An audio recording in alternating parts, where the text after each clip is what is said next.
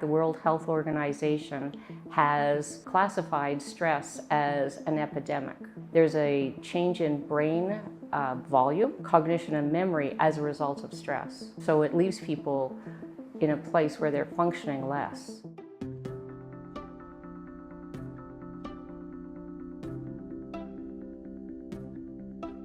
So I've been doing scientific research on access bars for over 12 years now.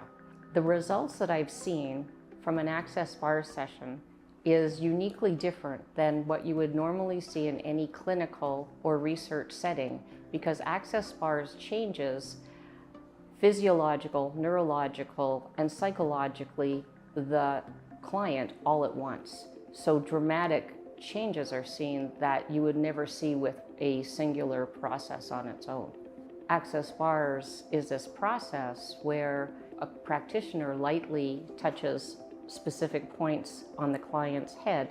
It creates this bar of energy and this new energy field. And with that, the brainwave patterns begin to slow down. And what you will see is brainwave patterns going from highly stressed to low beta or even delta. What happens when people are stressed is they don't get the deep sleep that they require. They don't get regeneration. They seldom get to a place where the toxins in the brain actually get released. The levels that are there, they don't regenerate.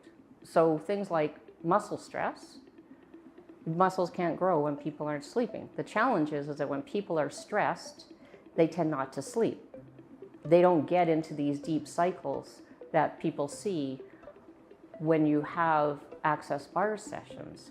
And so the research results that I did with my colleague, Dr. Jeffrey Fannin, we actually did a study looking at what does access bars do in the brain.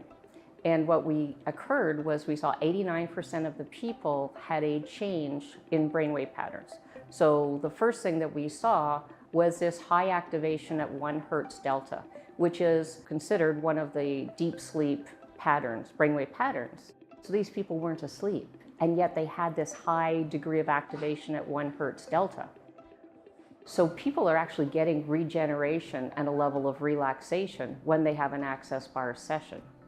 And the other thing that we saw above what that is that in 89% of the people, they had an increase in brainwave coherence. And what that means is that the brain waves have a chance to have a greater degree of connectivity between regions and optimal functioning. So the connection and disconnection, which you would normally see, becomes an optimal state. And what this does for people is that they have a higher degree of focus, concentration, memory, and a higher degree of creativity.